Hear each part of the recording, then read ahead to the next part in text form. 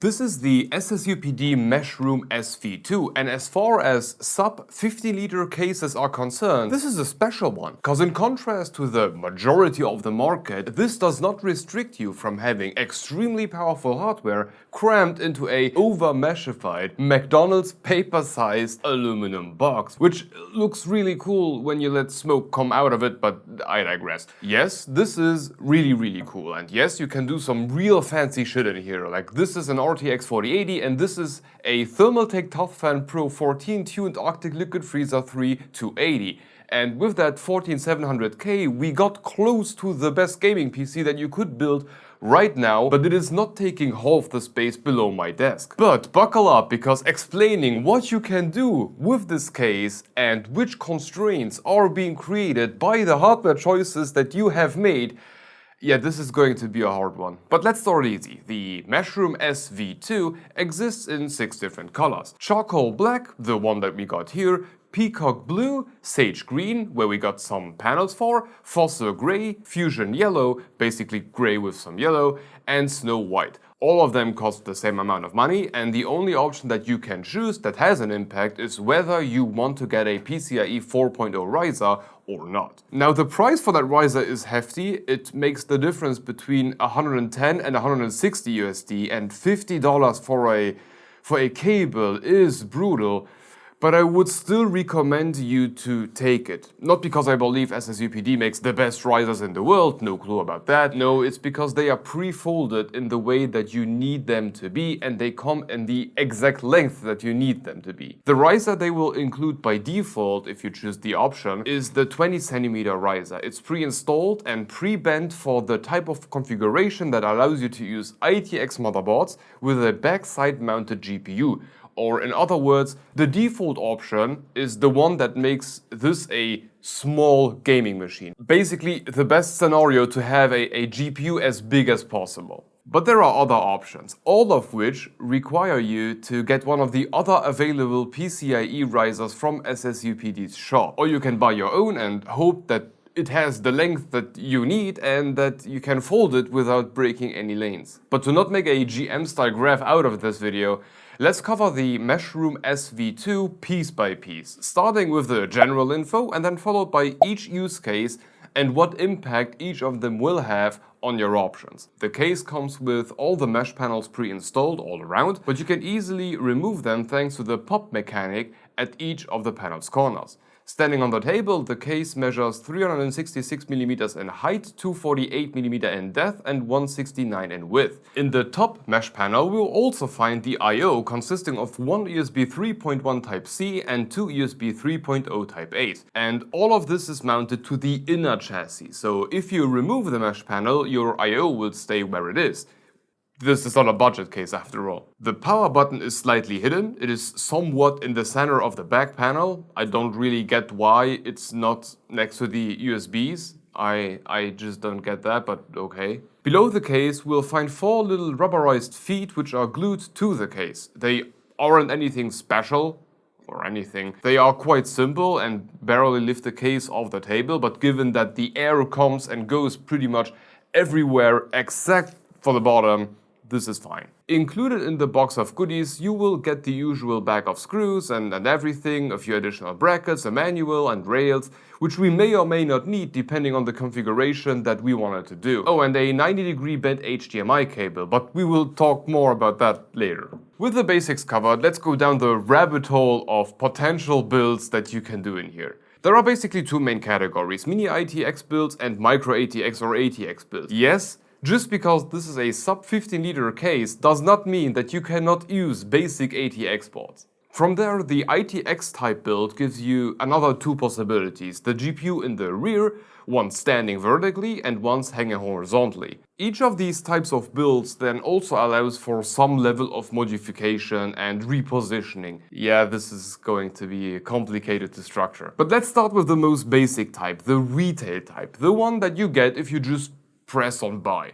the ITX-sized build with the GPU standing in the back. As you might expect, it is Mini-ITX only, so no modification to the motherboard area needed. The PSU sits below the motherboard, and this one can be either a SFX or SFXL one by default, or a regular ATX one if you remove the bracket. And I highly recommend to not remove the bracket. Yes, ATX power supplies are kinda cooler, they are kinda bigger, and I like bigger, but you will also be limited to somewhat around 150 to 160mm long PSUs without the cables. And even if you take the shortest ATX PSU that you can find, chances of having the cables fall into the front fans are extreme. So do yourself the favor and just stick to SFX, and it's going to be a hell of a lot easier. I think it's really cool that SSUPD added ATX support here. Great to have, give people the option, but I would never do it myself. The fans and potential radiators are supposed to go on the front. Here we got support for two 120s or 140 fans, as well as 240s or 280mm radiators.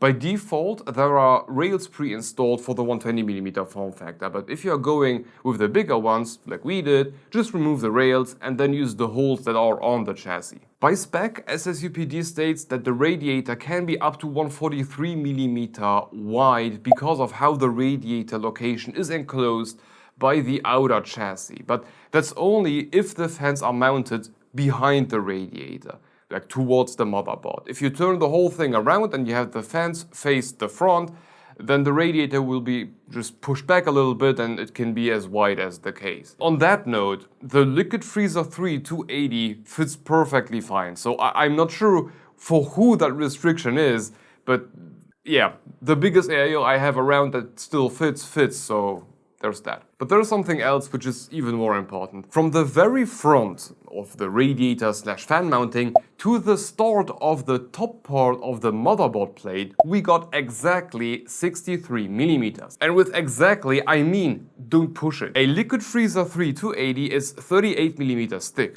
And because P14 fans are 27 and something millimeters instead of 25mm thick, we end up with slightly more than 65mm thickness. It won't fit. We got the video out where we built all of this, and it will not fit. I ended up swapping the fans out for Thermaltake ToughFan 14 Pros, which are like really awesome, but that's a different topic. But a liquid freezer will not fit by default, period. SSUPD said 63mm, it is 63mm, and there is no pushing it. If water cooling is not your thing, we can still do air, which is slightly more complicated. In the default setup, we got 74mm worth of air cooler space. That would be, for example, a Nokia L9 or the older L12. But that's only if we leave the case in 3-slot GPU mode. On the other side of the case, we have the GPU spot. For the 3-slot mode, we can go with up to 334mm long cores that are up to 63mm thick.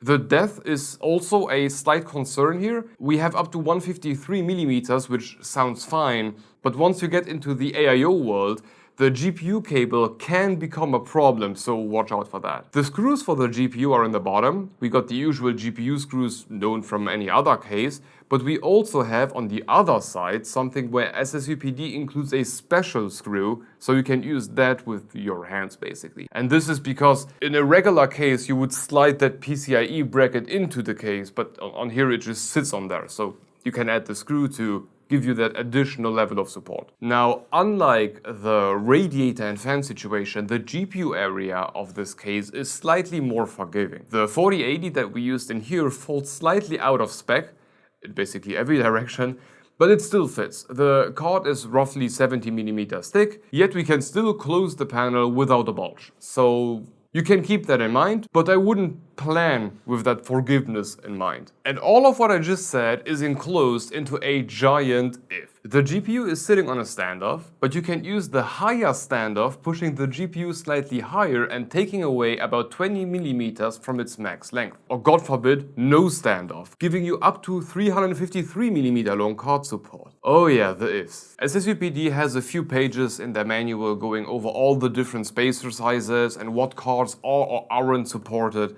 at that point. But if you're planning to use any configuration that lowers the default GPU position, you will require feet. The default rubber pads aren't nearly high enough to allow you to push the GPU down and not have that 90-degree connector touch the table. Luckily, SSUPD does offer optional feet.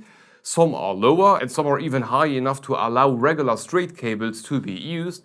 But if you ask me, I find the price tag kinda heavy, considering how much the case costs without a riser. But let's go back to the original if. What if you're going with a 4090? Well, for that case, you can remove all the screws that keep the motherboard in place, replace this rail with the one included in the box of goodies, remove the slot of the I/O panel and push the whole thing one PCIe slot away from its original position, giving you 4-slot GPU mode, and limiting the potential air cooler to 54mm, which, to be very clear, is either a ultra-low SFF solution or AMD's or Intel's smallest box cooler. And for AIO it also changes a bit, because now you're gonna watch out for the tubes, and just like a small little asterisk here, on the original 3-slot mode, the tubes of the Arctic Liquid Freezer, that's limit, really limit. And that was the type of hardware you can install in the retail version of the Meshroom SV2. And now for all the other versions, I can't really cover them that extensively. Not that I don't want to, but I don't have the necessary PCIe risers. But I will do my best. The second setup is the ITX build featuring an ultra-short SFF GPU, like one of those. For that setup, everything is exactly the same except for the GPU, which is mounted horizontally in the top of the case.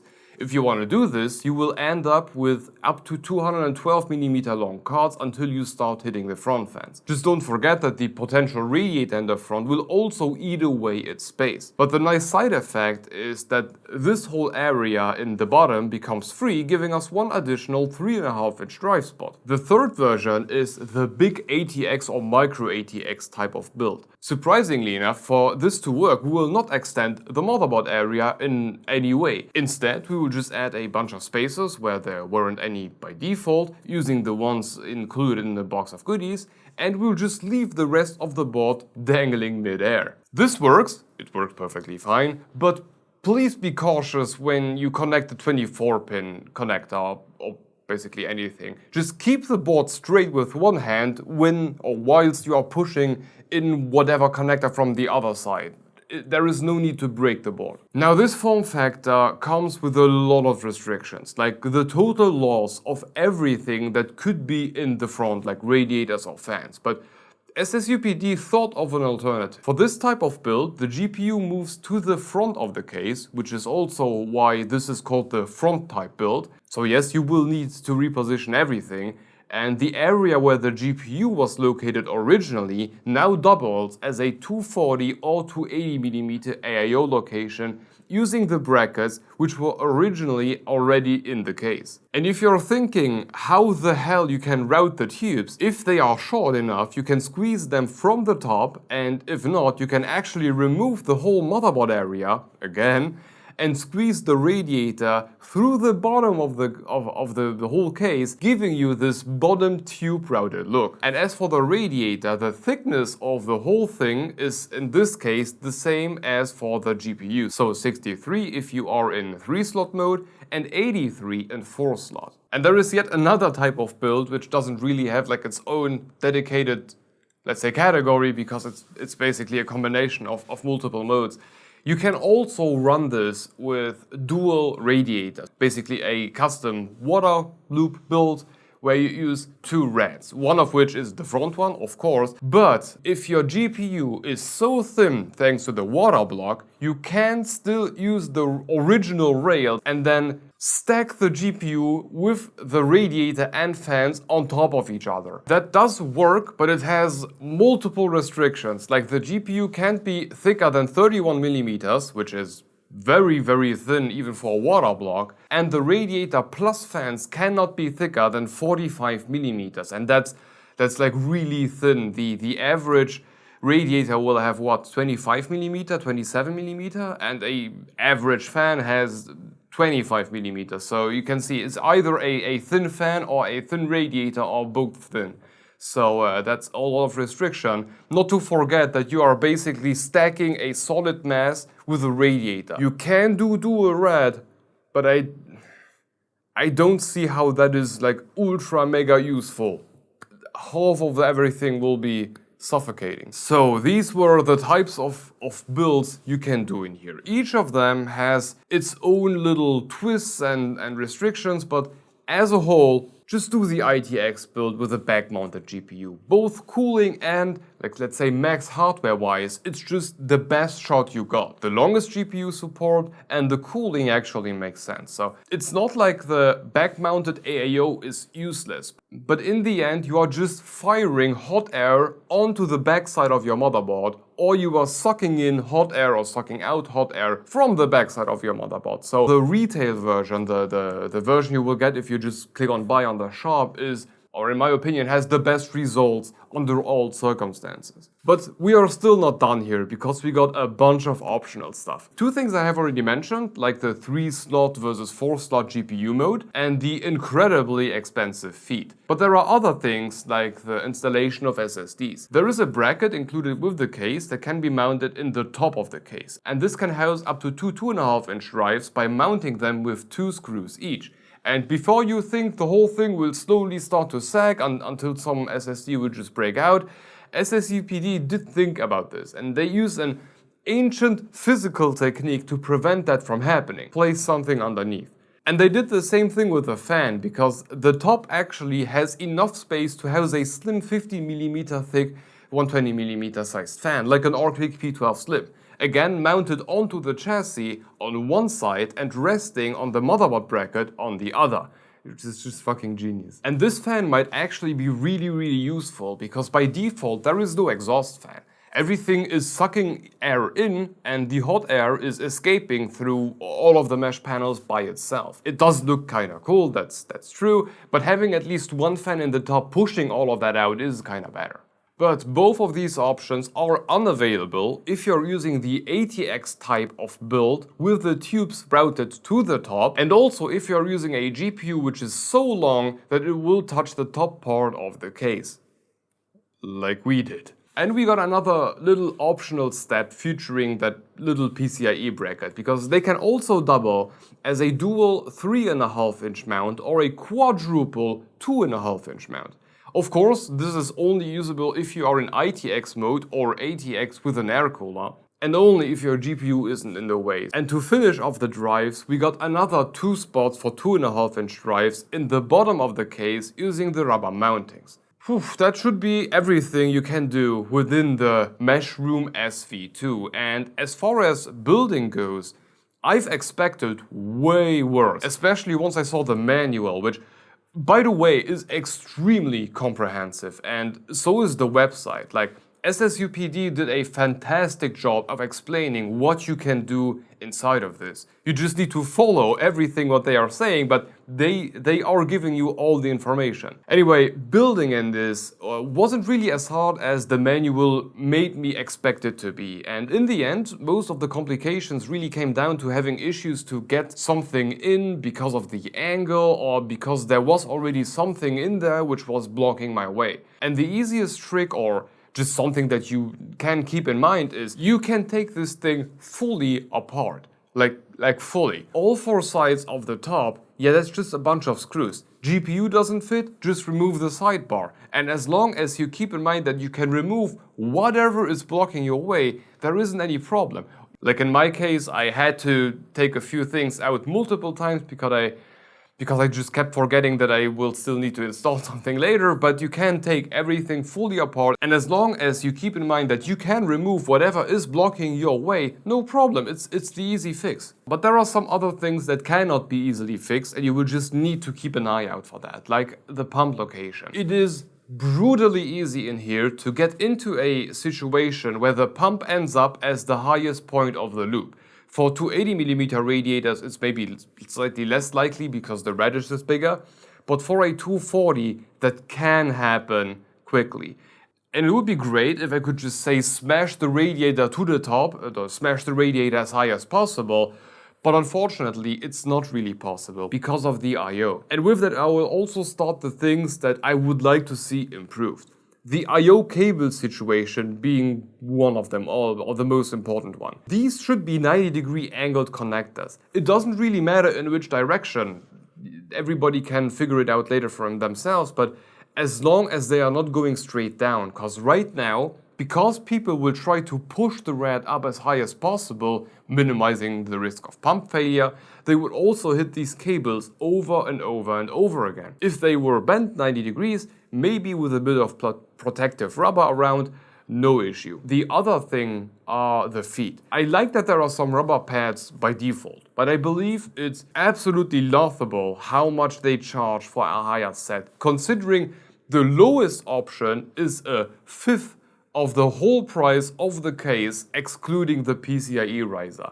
No, I just don't get it. I believe there should be higher feet included with the case by default. They don't have to be 3 centimeters high. 1 centimeter would do it, but anything higher than the standard.